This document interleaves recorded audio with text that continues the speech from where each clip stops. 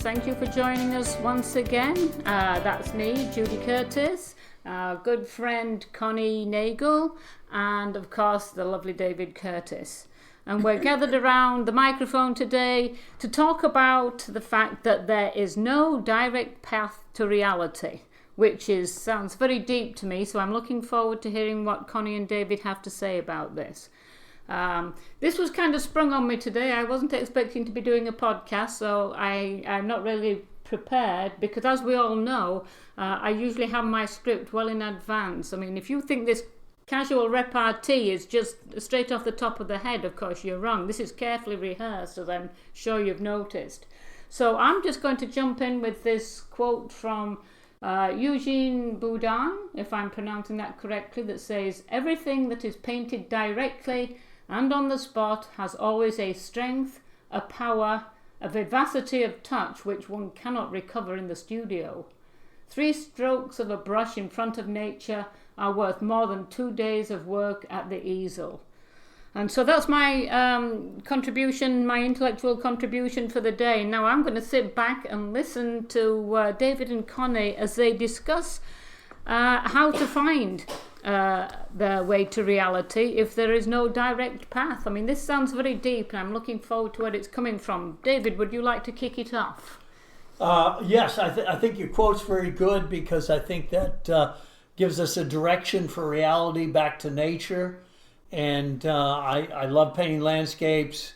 In the season sort of painting landscapes, for me, I don't have the fortitude as much anymore to paint the winter scenes. Is coming to a little bit of a close, so I'll have to go in the studio and paint in the studio, which is, Boudin said, is not as powerful as something sitting in front of nature. But I'll still be painting from nature. I'll have figures posing in the studio. And I could open the windows and you could look outdoors onto the garden if you like, Yeah. if that helps. As long as the blizzard doesn't come in the window. But it's one of the things that we do during the summer was Connie would call and talk about one of the latest books she's read. And this one particular call she gave me was, and she asked me if I knew this painter by the name of Alexander Cozens. And it sounded familiar, but I couldn't have been sure. Anyway, we talked a little bit and she told me about it. So I had to look him up and I was bowled over by what he was, who he was. And at the time he was teaching, he wrote a great book.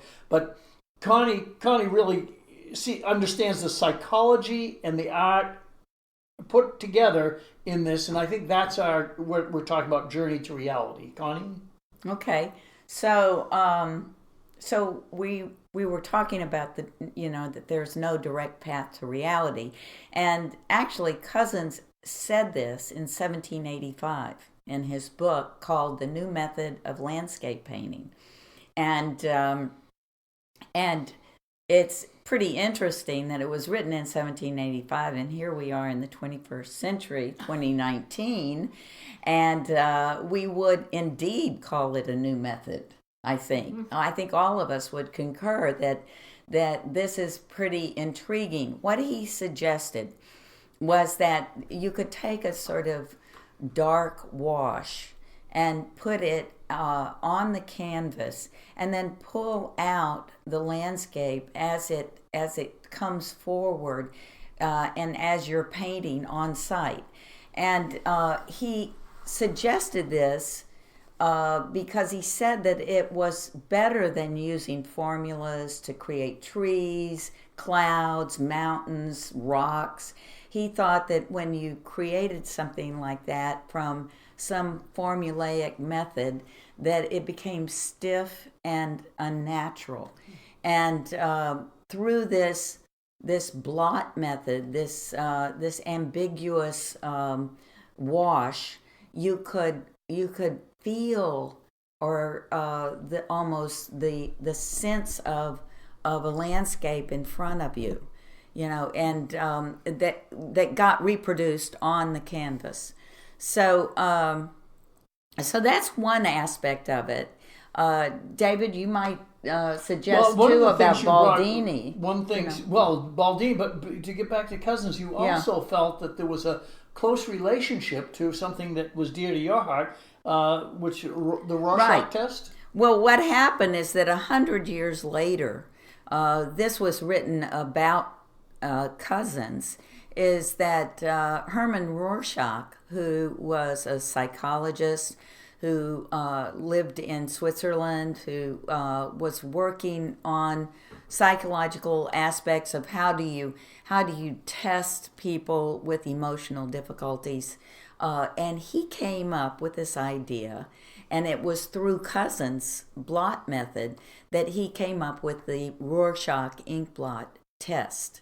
And that is an ambiguous, what he has is 10 ink blots, which have since been standardized and probably tested to the nth degree, but initially and even upon first viewing of them, they are ambiguous to each and every one of us, but we see things in them. They stimulate the imagination, and in turn, what that does is psychologically, whenever we see something out there, you might even see, let's say, like wallpaper that sort of has dots and dashes on it.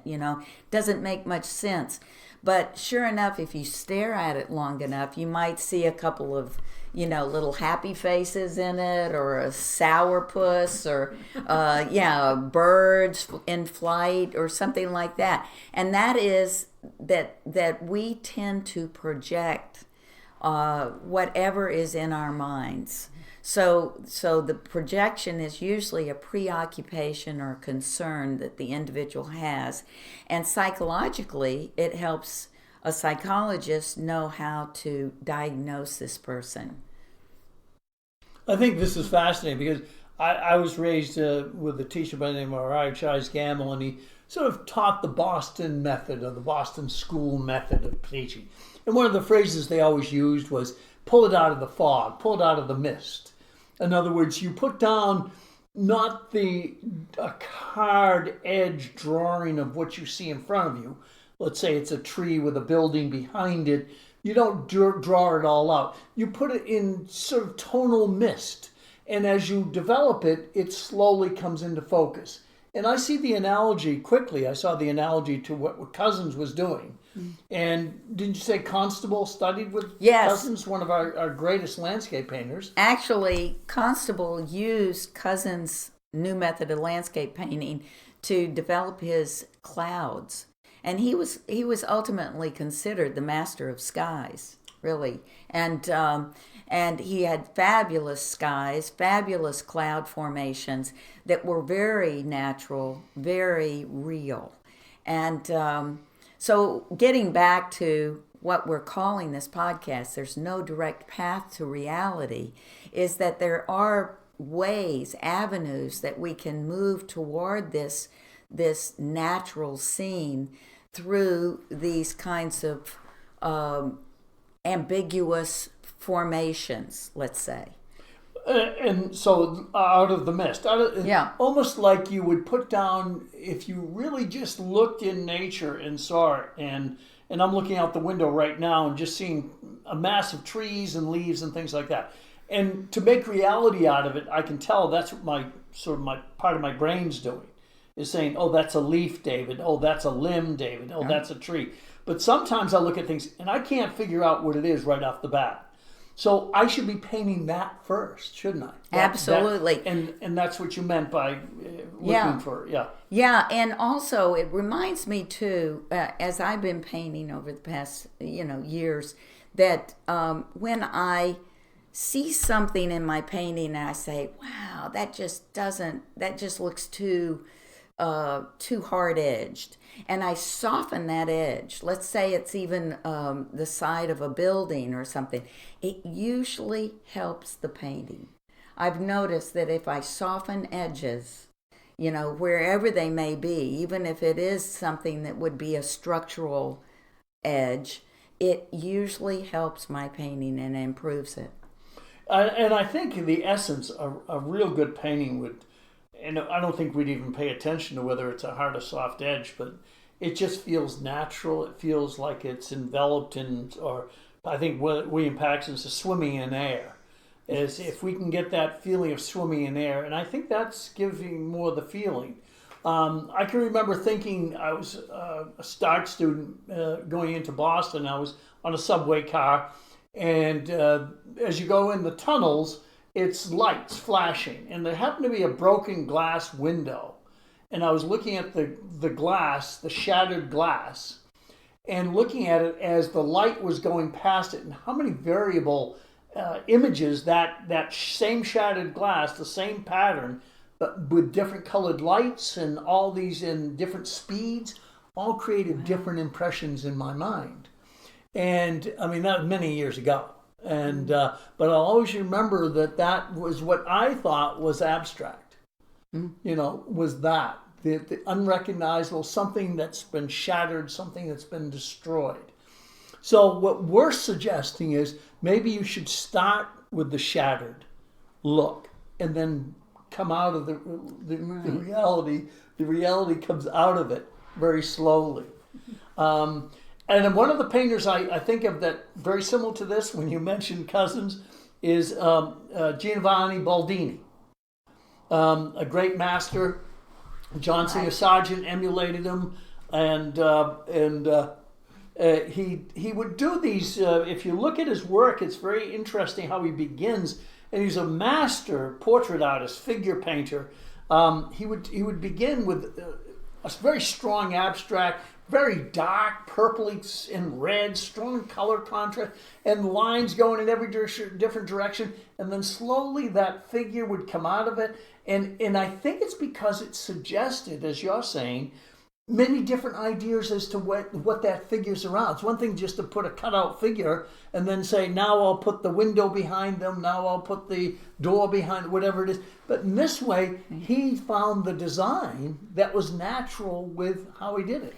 And I'm wondering, too, if reality isn't an interaction between the observer and the observed.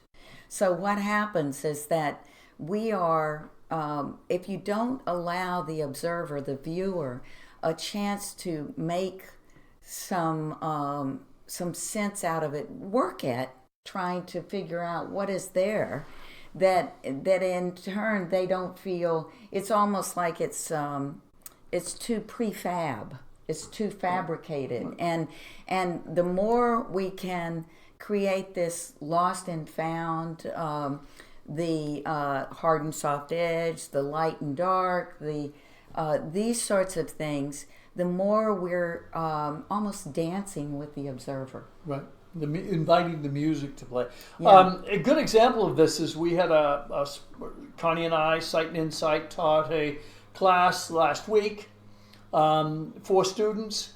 And the location we went to was rough. It had a lot of strong winds and fog. So we moved the location to an inner harbor scene at Gloucester. And there were so many boats there, you couldn't tell where one boat began and one boat ended. That's so true. So I looked at them and Connie talked a little bit about Alexander Cozens and how he would have seen this as sort of an ink blot, as you said, just a design of shapes and colors, and to paint it quickly that way. And I was very pleased that they all made that attempt to do it. I was to pull too. the reality out of the true illusion that they saw. Not to say, oh, there's going to be a boat here, oh, and there's going to be a building here, but to just see the whole, see the unity, the wholeness first, put that down, and then slowly develop their painting. And they all had wonderful designs. That's what I noticed. They did.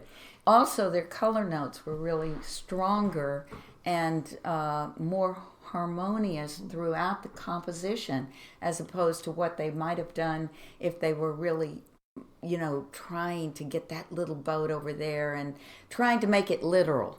I think that's the important point, is that it's not literal, that we're not trying to render what's out there, even if we're plein air alla prima painting. We're not trying to paint literally what we have out there, but we're trying to bring it into focus and also create the ethos around it, the natural energy that might be in the painting or in the scene. Yeah. Well, that's really interesting. I confess I've never heard of, or I hadn't heard of Alexander Cozens till you started talking about him this summer, Connie. So of course I had to go and look him up just to see who this person is and why he's so special. And I found some wonderful paintings that he did.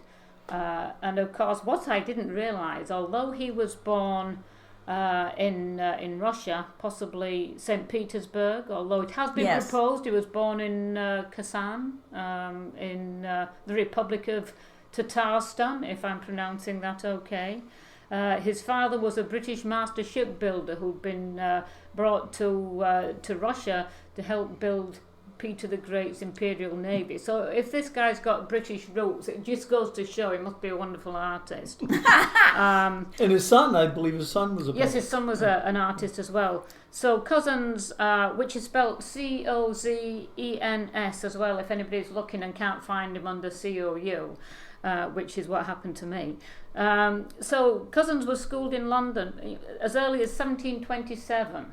They've just celebrated the tercentenary of Cozens' birth in 1717. I mean, that's incredible that artists can still learn from masters of the past. There's so much, this is why art history is important as well, because there's some artists out there who perhaps don't have the same high profile as the Leonardos, the Michelangelos, Vermeer, Velasquez.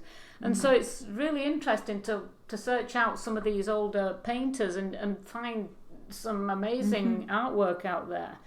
And so in looking at some of these paintings that Cozens did, he was excellent. He could do watercolour, he could do oils, and just seeing, as you say, how he perhaps put this wash in and then brought out not just landscapes, as sometimes he was doing these paintings where he would just put this wash on and then suddenly it would, by putting darker notes over it, suddenly you'd have a couple of tigers on the page and things like that. Is that interesting? Yes.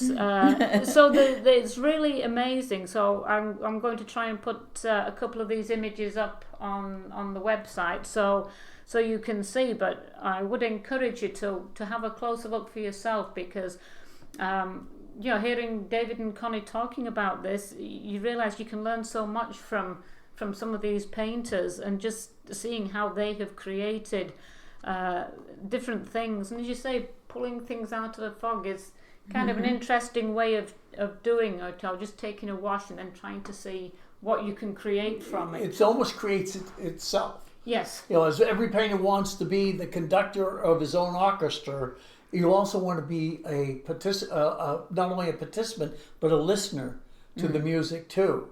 And that's what a good painter is doing. He's watching the painting be created in front of him, as well as being a participant in creating it.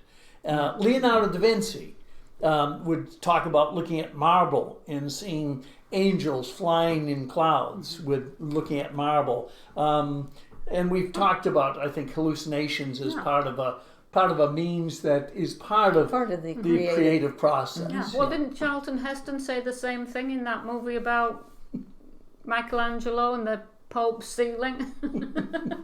So if Charlton Heston said it, it's going to be true, right? Well, I do think it's this business and of inviting the imagination to take part in what you're creating.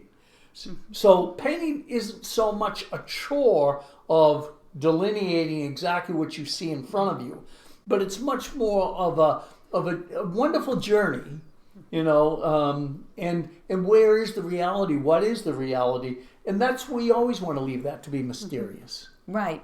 The other thing I would say is that in nature, nature is creative. In fact, all of nature, in whatever we say about it, it's always becoming. It's always becoming something new. Something new is always happening. Something's dying. Something's fresh. And I think that when you work with these gestures, that in turn, that's much more of it's mimicking nature's ways, let's say, as opposed to trying to illustrate what you see out there. Yeah. Well, can you believe it? We've come to the end of our little soiree already. David is looking like he's ready to go on for another 20 minutes on this subject, but maybe that the should last be thing the I just want subject to of add another was episode. one of my students came. This is just after Connie had told me about Cozens, and I looked them up. And so I tested him. I showed him one of his watercolor washes, and I said, "Who did this painting?" He thought it was either Chinese or Japanese, definitely from the Far East. I said no, and he says then he guessed it was Arthur Dow. I was showing him, which I thought was interesting. That's what he got of it. And when I told him it's a 18th century? Yeah, 18th century. 18th century painter in England who taught drawing at the Royal Academy. I thought it was. It spoke for itself as obviously this is a great way of understanding or beginning a painting. Yeah. Right, that's what I would say. It's a beginning. It's a beautiful way to begin a painting outdoors. Yes. Yeah. Well, this sounds like there's a lot of material here that you can expand on at some point, maybe at another exciting episode or even a workshop. I know you're doing pop-up impromptu workshops. You have coming up, is it next week? We have two coming up. We have values next week. On October 10th. October 10th, and make a note. And then we also have color and intensity on the 17th of October. Dates and that will to be a remember. late light. Yes. Yeah. Fabulous. Those late And we're light hoping it's the workshops. same night that the moon rises, so we can get both, the sunset and the moonrise. I can see that you work these workshops out to the nth degree. None of this it's impromptu, I realise that, but it's good that... It's calculated calculated. That's right, yeah. Beautifully phrased. As long as it's not overcast. Yes, well, fingers crossed that it will be beautiful weather. So thank you very much for listening. It's one of those things where I learn a lot from listening to our two experts talking, and I hope you learn something too, whilst enjoying the casual repartee. So again, thank you for joining us, and hope you're back next time.